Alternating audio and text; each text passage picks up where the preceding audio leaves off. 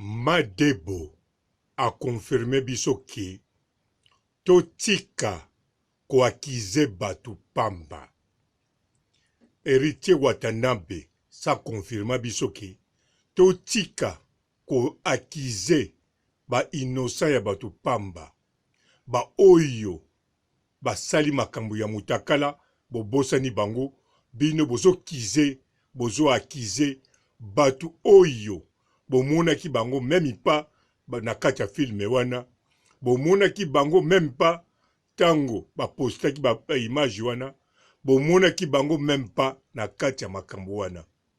Lelo Madebo na Kyodo ba continuer kon confirmer biso ke soki bolingi bo akize mutu eza kaka bango moko ba mikolo mitakala.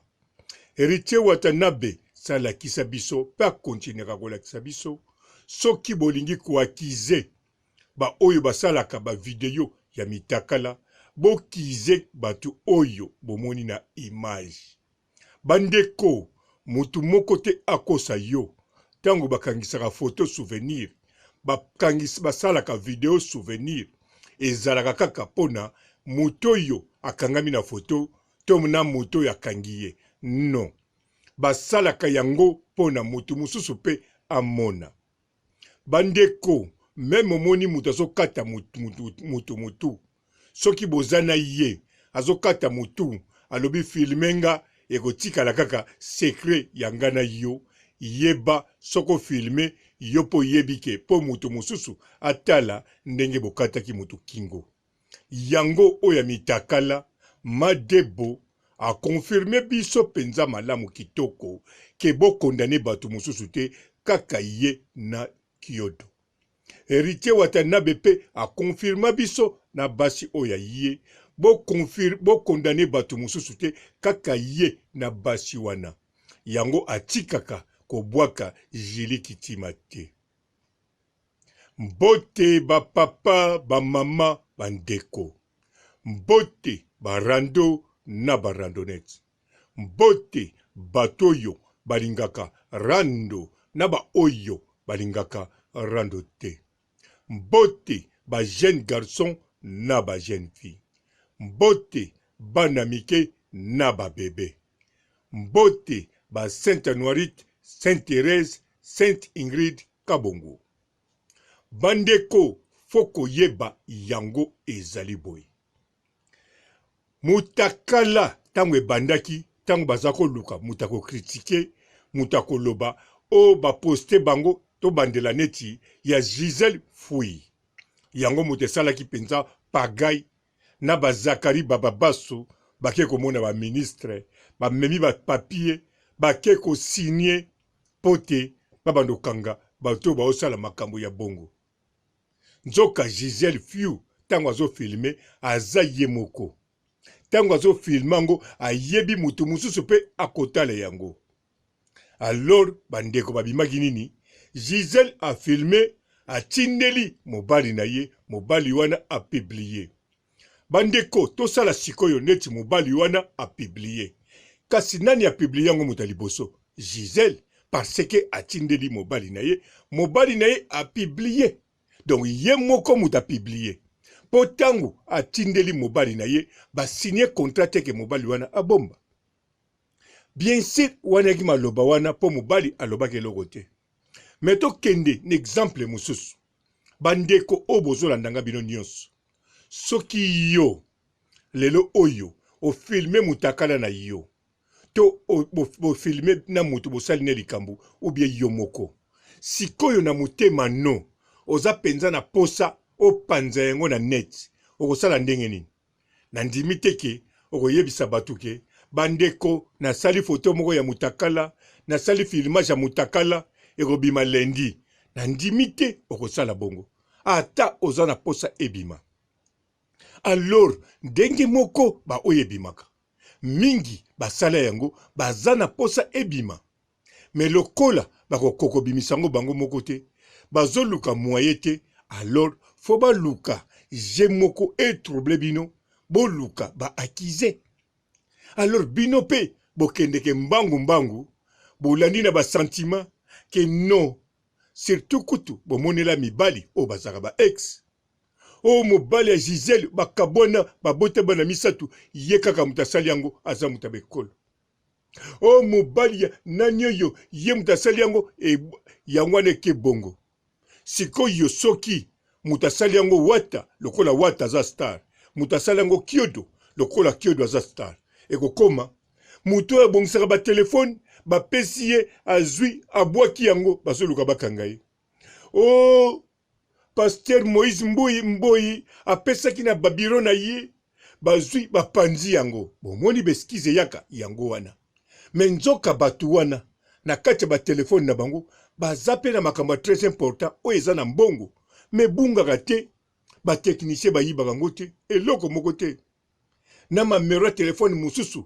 oyo ya très important mutu mpe akokongina nango bayibaka yango te me kaka motakala briskement ekomi bakomo yiba bakolaborateur batikala koyiba te bakomo yiba bareparateur ya telefone batikala koyiba ni mamero ya telefone ni biloko mosusu me bakomo yiba kaka mitakala bandeko wana ezali tout simplement piège batiaka bino bokumisa donc Gisèle fui ntango atikala ye motakala ntango emonanaki ntango baza kokende na ye na bazakari baza kosala makambo nyonso ye atiaka kaka elongi ya mawa soki bino botie kamera soki bokabwani azongi na ndako alobi yo nkolo prouve ke na se sauve kote moko me bazomona eloko ya moto bongo bamonaka alors Madebo lokola aza ne mwana poto azalaki na ntina kodiskute te aloba akosi surtout kutu ezokipe mwana poto te napesa kutu ndeko na biso mosusu wana oyo ya danseuse boyebi bien mondongo en tout cas mondongo merci bisiko ozali mondongo yo vraiment oza mwasi mondongo mutakala ne bima mondongo akiza mutu te akiza mutu te aza na lese surtout lokola bandako balola loketo yango tala loketo dava se video yango naza nango eza parmi bavideo ya collection nanga kaka lobi natalaki yango mondongo aza koningisa na singa loketo mondongo abima te po awangana alobaki mutu boye mutu ayibaki nga telefone mutu boye asali boye parce que mondongo aninga kolakisa baart na ye eza nango ezala aza nzoto mike aza na tolo ya monene te malakisi biso ke tolo na ye eloko ezokonte kaka mitu nango wana soki oyiba egere yango bien akozala kitoko tolo mo mpe ezala na gu nango akoningana kitoko akolauka alakisi biso baart eza art bon eza art me pekisami na bana mike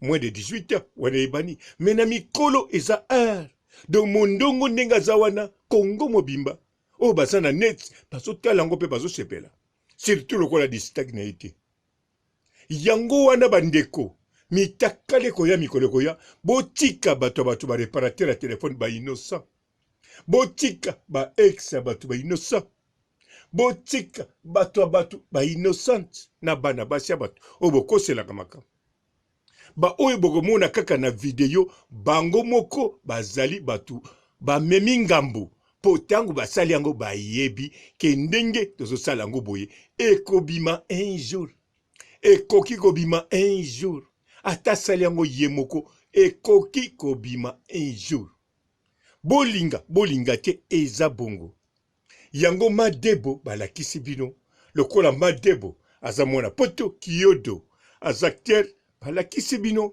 bokondane kaka bango wata pe azokontinue kolakisa bino ayembi désolé atangi mwasi moko te oyo azala na mutakala wana po aloba désolé abwaki bato oyo batikala mutakala te me na nzembo sikoyo oyo ye tolomo azobina azoningisa loketo wana bokoyoka Jili Kitima oyo mutu liboso tomona wata na action alors baza kolakisa ke biso moko tosalaka yango botika na bino bilobela kokondane bato mosusu boza kaka koede biso mpe tokokontinue kotala kosala mitakala na biso mpo eza gu tokokontinue mpe kobwaka ndenge kaka na systeme tobwakelaka bino bolukela biso baculpable bon nga nasukisi na ngai yaw ciao nde batampo ezoderange bango coach Gisnon yazaka na Londres yasisa bato batampo